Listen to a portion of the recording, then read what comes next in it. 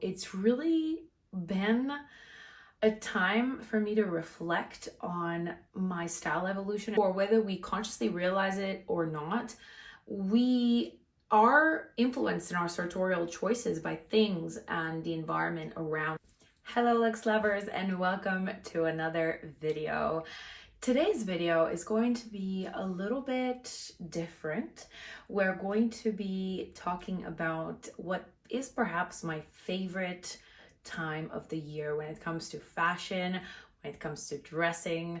I'm going to be showing you some of my new in pieces that I'm loving at the moment, that I'm trying to style for this sort of transitional weather, including what I'm wearing today, although it is a little bit of an awkward time because you get out of your house in the morning and it's like freezing, and then in the afternoon it might be like 26 degrees where I live, at least. I'm going to be styling some of the pieces that I'm loving at the moment, some of the new ins, as well as some of my older pieces and kind of staples in my wardrobe that I keep on bringing out year after year and loving and styling in so many different ways. And all of that to highlight the overarching theme of today's video, which is creating a capsule wardrobe. And I think it's a term that is perhaps become a little bit oversaturated, but we're going to put it in the context of looking at what designers have shown us for autumn winter 2023. And I'm not typically somebody who follows trends. I do love a trendy piece or a micro trend item or a viral item as much as the next person is. But I am typically a very considerate shopper. When I like something, I put it on my wish list and I really reflect on the pieces that I buy. And I think it's partly due to the fact that I'm turning 30 this year. So it's really been a time for me to reflect on my style evolution and my journey in fashion and my own wardrobe, and sort of see how I've evolved in my choice. And it's really brought me to a place where I find myself thinking about the pieces that I've bought and how they fit not only into my lifestyle but into my wardrobe, and whether at the end of the day they have stood the test of time. Because I think as consumers, we're becoming a lot more conscious, a lot more mindful of our choices. I hardly ever buy fast fashion. When I do, there is a set of criteria that I go by, that I evaluate my garments through, but it also applies to accessories, which obviously is an area where I share a lot more and talk a lot more about the things that I buy and why I buy them. So make sure you follow me on social media, on Instagram and TikTok, where I share a lot of my purchases, a lot of my decision and thought process and decision-making process behind why I buy certain designer pieces specifically.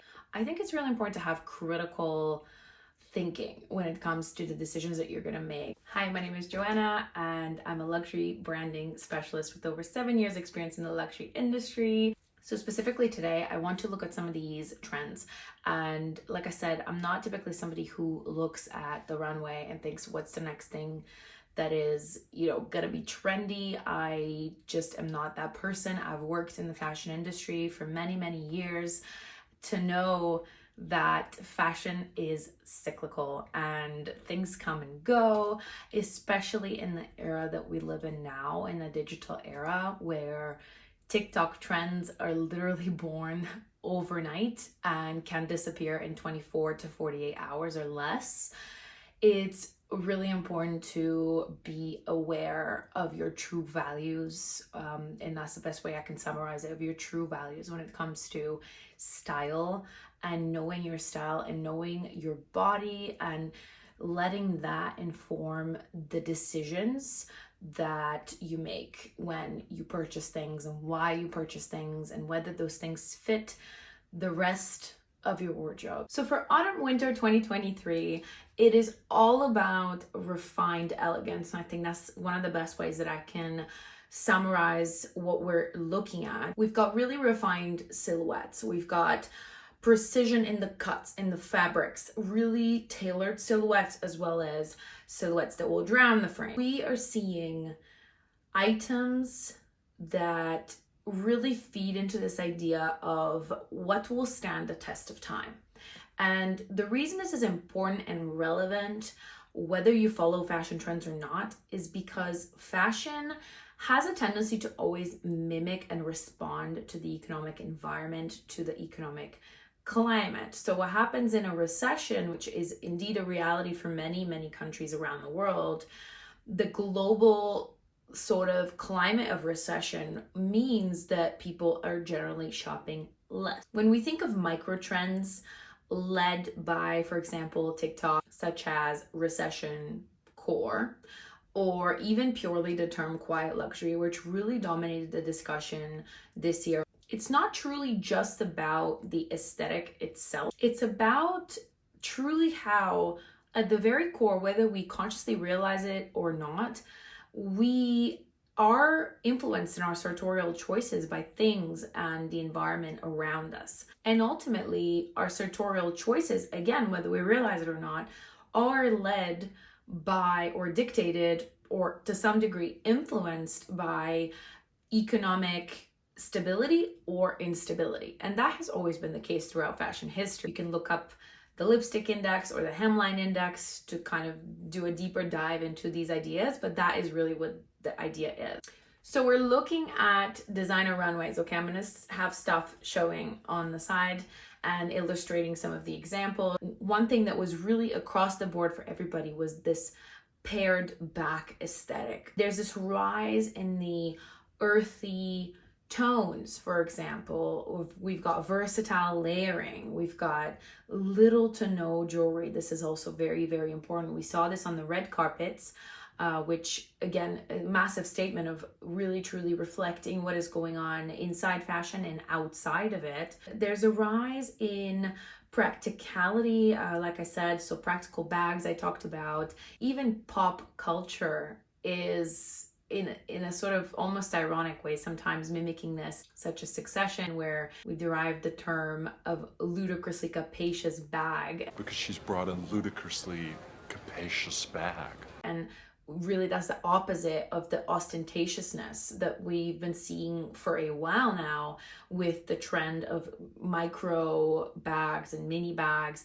As much as I love a mini Kelly, this is truly the reality now as we're moving towards more practical bags that can fit all of our things, that fit an active working, perhaps, lifestyle. And I want to backtrack a little bit. So mini lesson in fashion history here. We saw this happen previously and most recently, I guess, in the 2010s as a result of the 2008 economic downturn.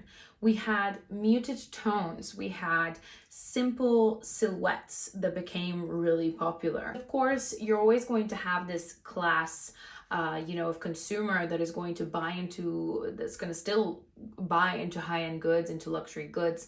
But really at the time, for example, interestingly to note, we saw people being drawn to items of a certain price tag or certain connotation, luxury items that did not draw too much attention to themselves. And a great example of this is the Hermes Evelyn bag, which had the perforated H logo, which you all know and have seen, fit also the economic situation and how consumer shopping habits were shifting, and what I can only summarize as the zeitgeist. It just fit the zeitgeist of fashion at the time. So all in all, I am anticipating a move towards bigger bags, number one, and I'm excited for that one. We've got fewer accessories to work with, okay? So like a very minimal jewelry situation is what I want you to think about. We've got, and this is perhaps my favorite thing and why I was so inspired to do this video today, outfit repeating. And we're seeing this not just in the content that is put out by, say, fashion influencers, but also people that are in the public eye. And that is just so important, especially at a time like right now where we're talking about quiet luxury, we're talking about, mindful consumption, becoming more aware of the issue of overconsumption through social media.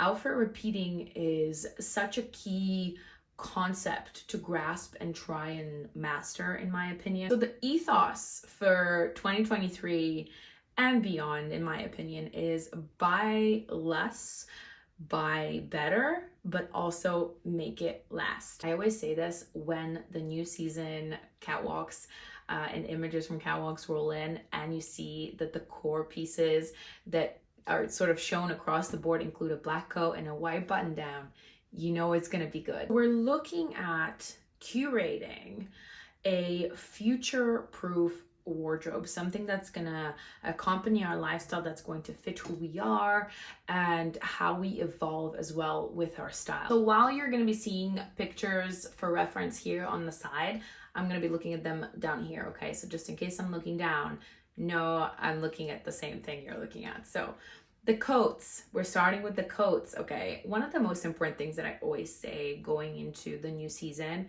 is to curate and edit ruthlessly. I am ruthless at editing my wardrobe, your coats ahead of the season. Go through your coats and see what you're no longer wearing, what hasn't been touched in the past few years.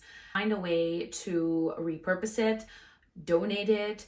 I've talked about thrift before. I love thrift. I send so many of my things to thrift, and most of the time when I get credit back as far-fetched credit, I just can then use that to buy a new piece. And I also know that most of the time my things are going to a new home. Looking at autumn winter 2023 coats, elevated, tailored comes to mind. Tailored to perfection, okay? As much as I love an oversized coat, we saw tailored coats, structured, slouchy sometimes, which we're going to talk about more, which is a bit more my vibe.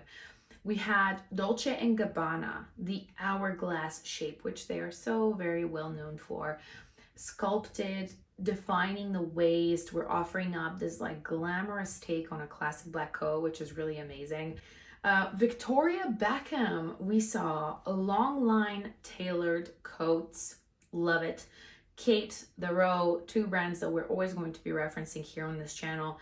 Gigantic styles, swamping the frame. On the high street, I talked about where to find fantastic coats, and it's Cause, Other Stories, Weekday. I love Ray. Ray happily gets my money every time, whether it's knitwear or coats. They do a fantastic job. Otherwise, Wardrobe New York City do a fantastic classic that will last a lifetime. There are essentially two things you want to be looking out for when shopping for a black coat. The first thing is the silhouette. We are prioritizing sharp silhouettes, yes, but that all depends on your aesthetic. Remember, we're thinking about longevity in the items that we're buying and how they fit your personal style. So just because sharp, really tailored silhouettes are in doesn't mean that, you know, if you're somebody who loves oversized clothing, you're gonna try and squeeze into that. Same goes for blazers, by the way. I'm an oversized girly all the way. For this sort of timeless addition to your wardrobe that will work with every outfit, you want to make sure that it fits the outfits that you already have, which is why outfit planning is so important, which I did for myself for the purpose of this video. So you want to look for a maybe semi-fitted style if oversized is totally not your vibe. But more so, I want you to look at the fabrics. We're looking at investment fabrics. You want to consider the cost per wear when you're investing in this kind of staple for your wardrobe. And you might want to consider spending a little bit more for a good quality wool coat. And that's not to say you cannot find good quality fabrics on the high street or cashmere, for example, to ensure that the coat will last for years to come, right? So first thing, you want to love the silhouette. Second, you want to make sure that the item that you're buying is kind of fits within that criteria. And you want to look at the construction. You want to look at, you know, something that is a bit more elevated. We have seen on the new season shows a lot of tailoring, a lot of really great 9 to 5 wardrobe. I'm seeing a lot of those videos styling sort of back to office aesthetic. We saw the waistcoat and sort of wide trouser combos, which I did embrace at some point. I do think they're very practical. They allow you to sort of effortlessly look put together just with a two-piece. I love separates in general. And this trend particularly presents this added elegance. You know, we're seeing pencil skirts again, which I haven't seen in a really long time. Smart suiting, you know, tailoring suits for women. And of course, business dressing, as we saw it on the runways, doesn't have to be too rigid. You know, we want to be mixing pieces without feeling too formal. My favorite tip is to go for oversized everything, as always, and borrow from menswear. And you want to pair it down with like a casual tee, maybe contrast jeans, contrast trousers. You want to break the structured look of this sort of smart tailored trouser with, for example, a loose oversized tee. However, a wide leg trouser, you want to have something a little bit more fitted on top. And I've been loving, one of my splurge purchases for the new season has been this Kate top, which I've been debating in my head and trying to justify in my head for so long. But I bought the dupes, which I'm going to show you as well. And I decided finally to pull the trigger, and I could not be happier. It goes with everything in my wardrobe. I love how it pairs with these real leather trousers, which I got from Massimo Dutti. With wide leg tailored trousers, they obviously look super crisp with a cotton shirt, a fine knit, maybe tucked in. But sometimes I wear oversized on both sides, which defies the rules of styling a little bit, but it is what I like to do. I think it looks very effortless. I would pair it with maybe a very smart, sexy shoe, a heel. I also love these heels that I got from Manolo Blahnik. I bought them pre-loved, so I got an amazing deal on them. When it comes to materials to take note of for next season, leather is one of the first things that comes to mind, but also anything, you know, tactile, I guess I could call it. Anything that makes you want to touch it, like fluffy materials. Shearling is a huge one, but leather specifically. And what I really loved on the autumn winter 2023 runways is that we saw shirts, skirts, dresses, trousers, jackets, coats, all leather, everything.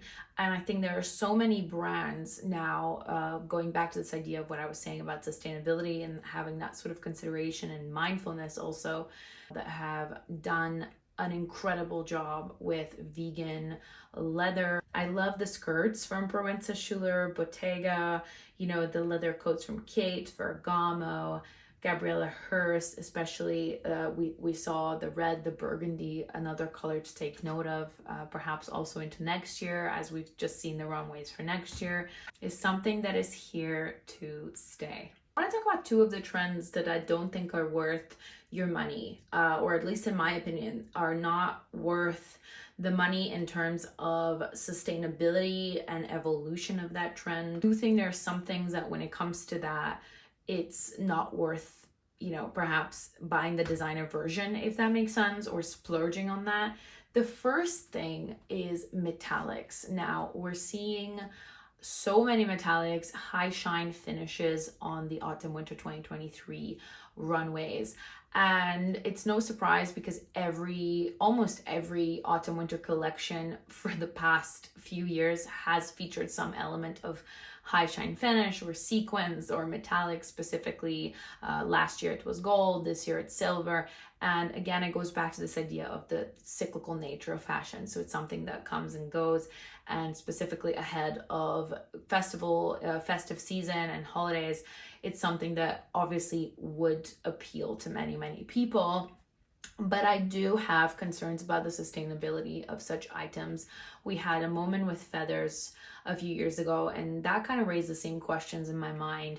And now when it comes to sequins, so much of the sequins, unless stated otherwise, is not very sustainable and not great, to be honest, for the environment.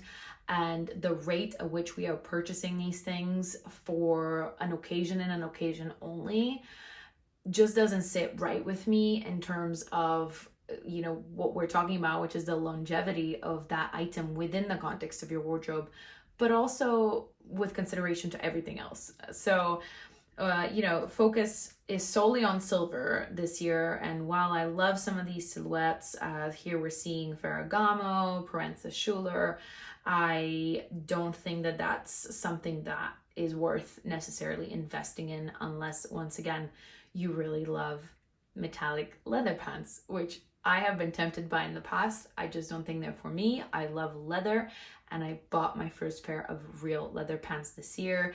I'm excited to see how they wear because I've had one pair of leather pants in the past and they were hand-me-down from my mom, and they aged absolutely terribly because leather is leather. Obviously it needs care, and when it's on an item that you wear and sit on and is super exposed to the elements, it can be a recipe for disaster. So I'm very, very curious, and we'll report back perhaps on how the leather trousers do.